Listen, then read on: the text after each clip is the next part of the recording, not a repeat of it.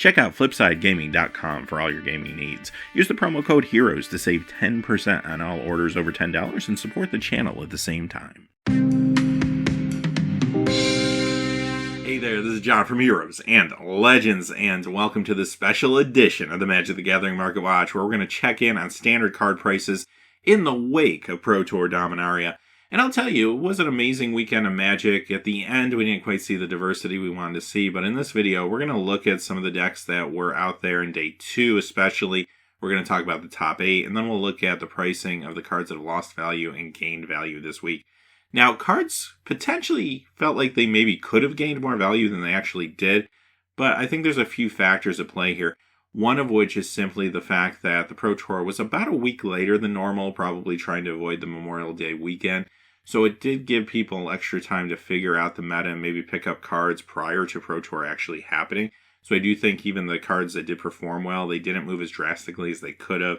There's a lot of Dominaria being open right now. And I do think the Challenger decks also helped a little bit because there were so many cards from those Challenger decks that performed well this weekend, but stayed relatively stable or in some cases even went down in value. Quickly before we get started though, just a fast reminder, if you check out the description below, you'll find a few ways to help support the channel if you're so inclined. Our Patreon page is linked down there. You're also going to find links to products on Amazon. If you make any purchases on Amazon, no matter what it is, once you go through that link, we'll get a small percentage for the channel. Finally, Flipside Gaming still offering a promo code for our viewers, so check them out. As always, thank you not only to the folks that look at those links, but to all the viewers. You all make the channel what it is. With that being said, let's get into it.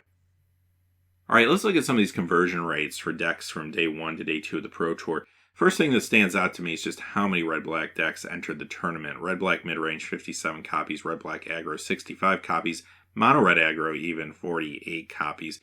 And as you can imagine, with that many copies out there, unless one of these decks just falls flat on their face, which did not happen, you would be seeing some of these in the top 8. And that was the case, which you'll see in a few moments. Now, conversion rates, pretty good. That mid-range deck, 75.4%. Red-black aggro, 63.1%. And the mono-red aggro, 79.2%. Really, really strong. Another deck that I want to point out is Black-Green Constructor, even though it did not make the top 8. 34 copies, a little bit less, but still a decent conversion rate of 67.6%. Which is saying something too, because if you lose a deck from day 1 to day 2 and there's only 34, it's going to have a bigger impact on the percentage. Now, Esper Control, another deck that made the top 8. Only 20 of those, but nice conversion rate of 75%.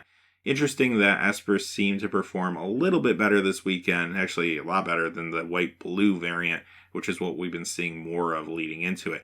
Now, maybe one surprise deck that we didn't know of coming into the Pro Tour was the green-blue Karn deck. Channel Fireball worked on that one. 11 copies entered the field, 5 made it to day 2, so conversion rate looked a little weak, under 50%. However, you have to consider there were only 11 entries. That deck didn't quite get there, though, as you'll see in just a few moments. So let's take a look at this top 8. Alright, well, you guessed it, a lot of aggro here. And we'll start off with Wyatt Darby. Congratulations, he won it all with mono-red aggro. Coming in 2nd place, 3rd place, 4th place, 6th place, red-black aggro. We had another mono-red aggro coming in 8th place, and the rest of the top 8 was rounded out by a red-black mid-range deck at 5th, and Esper Control at 7th. It's kind of interesting, because if you watch GP Birmingham, for example, one of the things you noticed is this actually looks very similar to those results. The red-black aggro definitely was the deck to beat in these larger tournaments. Now, if you look at some of the Star City Games tournaments, the Opens, and the Classics, there was a lot more diversity in the weeks leading up to this Pro Tour, and also in the weeks leading up to GP Birmingham. But when it comes to the big tournaments where the rubber meets the road, it does appear that this is definitely the deck to beat, either the red-black variant or the mono-red variant of this particular build. Also, the mid-range deck isn't that much different, which you'll see in a few moments. Let's glance at these deck lists quickly. I'll point out some of the key cards that we'll be talking about in just a moment when we look at pricing, but here's the mono-red aggro deck that won. You're going to see a lot of cards here that showed up in Challenger decks. I think that was a good thing for keeping prices down this weekend. But a few things to note, of course, Goblin Chain Whirler had a huge weekend. We'll be talking more about that card in a little bit. Also, Chandra Torture Defiance had a very fine weekend. That's another big card that you see in this particular deck list. Here's the red-black aggro version. This is the one that came in 2nd place. Again, Chandra, this time in the main deck. Couple copies there. And you're going to see a couple Heart of Kirins, And those were around, maybe not in the same quantities that we saw them in at GP Birmingham this time around, though. Then, of course, Rekindling Phoenix, which we also saw in the last deck that had a great weekend. And the big one, again, Goblin Chain Whirler. Red-Black Midrange. All right, here's a copy of this that made the top 8. And as you can see here, very similar to the other decks we've been looking at. However, casting cost-wise, it is asking a little more. It's running Glorybringers in the main. You got a couple Karn Sign of Urzas right there in the main as well. So those are some big cards we'll have to pay attention to. Again, Goblin Chain Whirler, of course, is back. Rekindling Phoenix is back. A lot of the same cards we just saw in the other builds still showing up in the mid-range version. Okay, last deck list. This is the Esper Control build that came in 7th place. Couple Teferis in there. Had a great weekend, Teferi. Maybe a little bit of a lackluster Sunday, though, which definitely will impact pricing, which you'll see in a few moments. The Scarab God rallying back a little bit, having maybe one last big weekend before he finally starts to get ready to leave this fall. I guess we'll see. But overall, I do think this Esper Control variant was the most successful control deck of the weekend. The Azorius ones looked fine, but not quite as good, and I even saw some approach ones, but this was the one that caught my eye. Alright, so how does that equate to card values? Well, let's find out. Top 10 standard cards that have lost value this week. Number 10, Walking Ballista, down 28 cents to 1990. This card was super hot going into the Pro Tour. It was showing up in a lot of the competitive builds. What hurt it this weekend, though, was the fact that even though it did look good day 1 and day 2, it didn't put up a big result on Sunday. And a lot of the decks that run this card just didn't do as well as maybe expected. Like the white-black vehicles decks, really a lot of the variants of vehicles and mid-range decks didn't do quite as well as aggro decks kind of took over at the end. So the thing with the Pro Tour is sometimes a card can have a great weekend, but if it doesn't have a great Sunday, a lot of people just ignore it. I think that's partially what's going on here. Also, too, the card has been spiking pretty aggressively, so it was due for a snapback, and it is a card that you can find a copy in one of the Challenger decks, so there are some extra copies roaming around the marketplace, too. Number 9, we'll draw through the Gravetide, down 40 cents to 626. This card has nothing to do with Standard, but Commander players have been trying to get their hands on this ever since it came out in Dominaria. Now that more packs are being open, it's getting a little bit soft as players are getting the copies they need. Also, Commander players, their attention is being split now between what came out in Dominaria as well as what is about to come out in Battle Bond. Not to mention, you got Commander Anthology. So there's a lot of directions you can go right now if you're a Commander player. Number 8, another Commander card here with the Immortal Sun, down 51 cents to 15.10. This does see a little bit of Standard play here and there every once in a while, especially if you're playing on Magic Online. It will sneak up on you. But for the most part, Commanders really prop the price of this card up. Number 7, Challenger Torch of Defiance, down 61 cents to $19.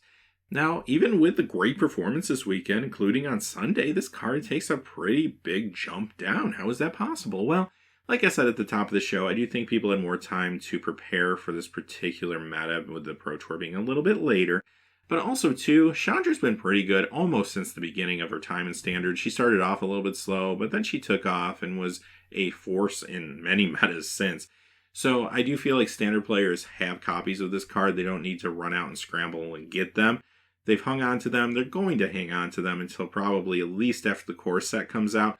She rotates out this fall. Once players know what they're playing for that core set season, they'll start thinking about liquidating their copies of her. Also another card that showed up in one of the Challenger decks. Number 6, Ronos the Indomitable, down 73 cents to $15.99. It's not that Ronos had a bad weekend at the Pro Tour. It looked good a few times on camera, actually, in these green decks.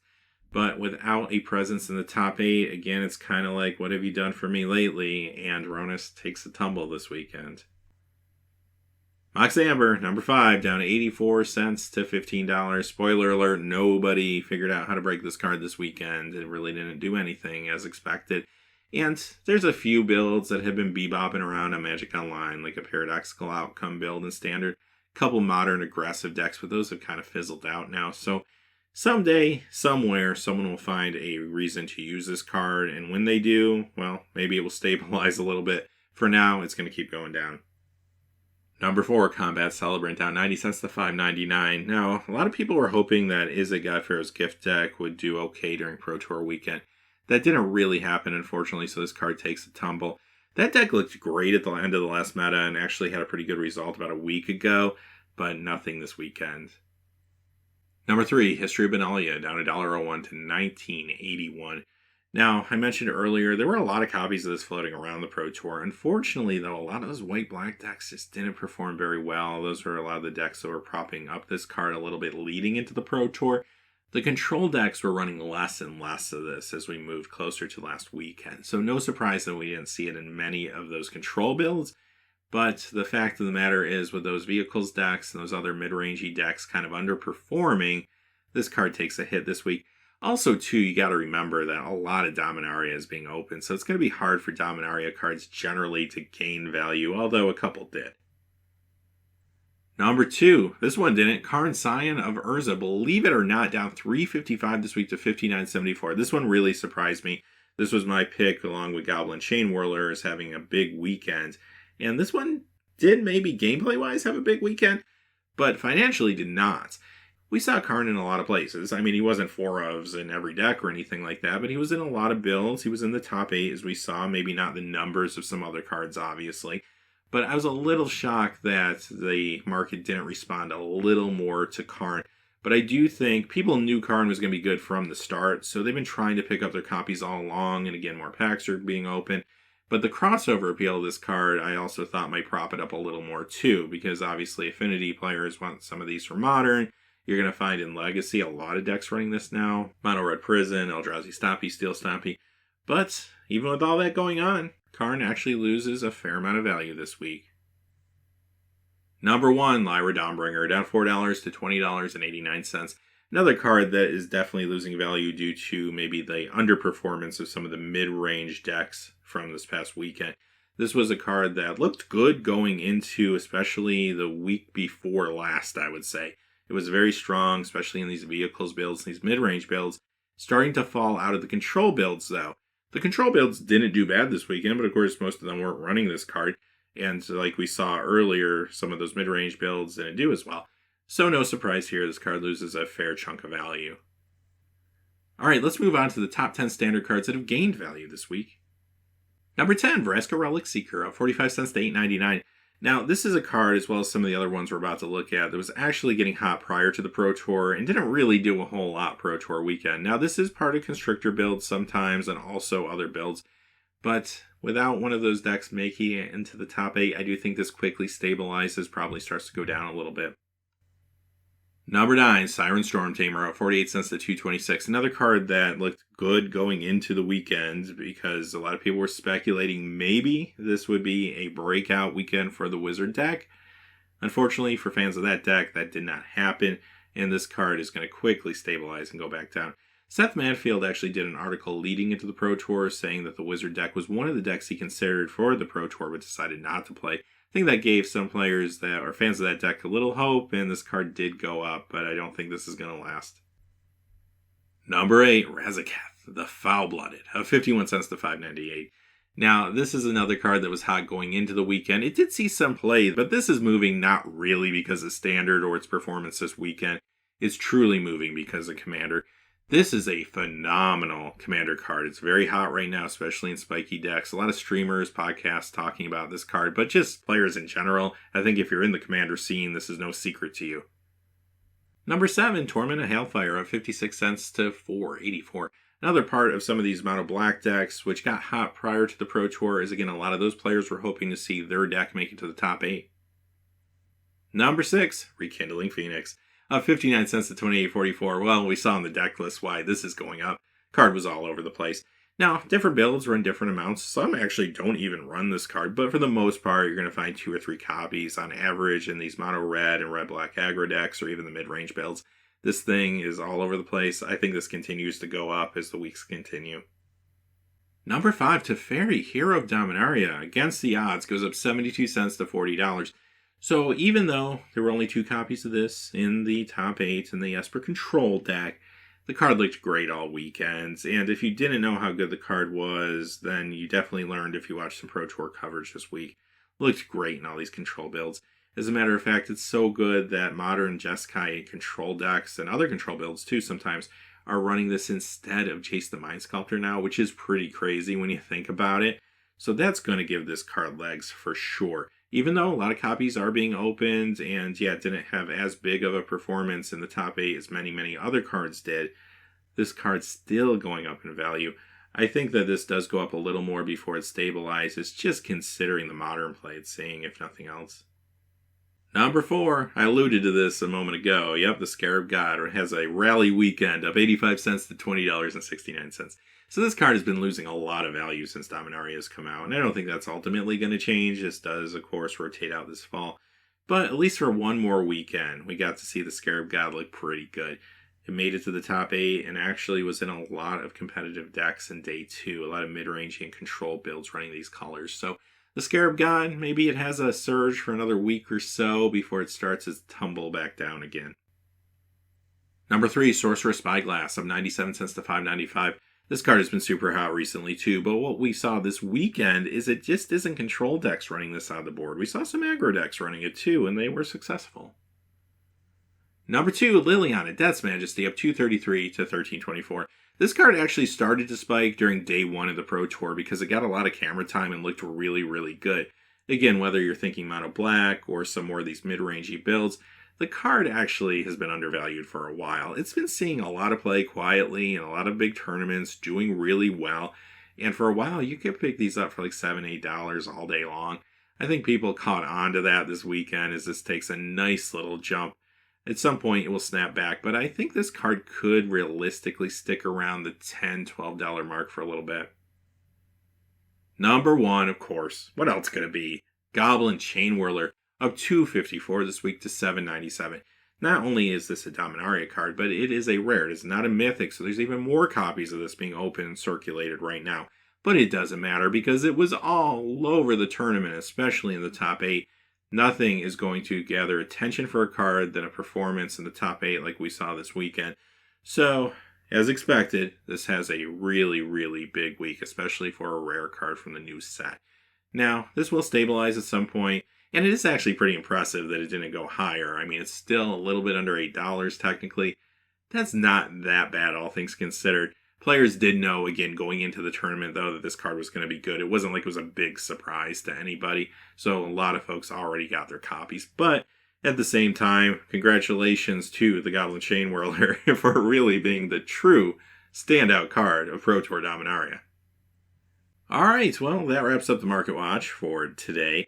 Now, we'll have some more Market Watch coming up this week, though. We're going to do another special edition probably on Friday, looking at Battle Bond cards. Saturday, we'll do our regular edition as we normally do, and depending on what the news looks like this week, we'll always report that out to you. But if there's nothing going on, maybe we'll do another pack opening or something. That could be fun. So until next time, hey, thanks for watching. Please remember to like and subscribe, and have a great day. Hey, thanks for watching. This video is made possible by the generous support of viewers like you on Patreon. Check out the description below for links to our Patreon page as well as our Amazon affiliate store, where a small percentage of all sales will also help support the channel. Finally, if you haven't had a chance yet to subscribe, hit that subscribe button so you don't miss any new videos on Heroes and Legends. Talk to you again soon, and have a great day.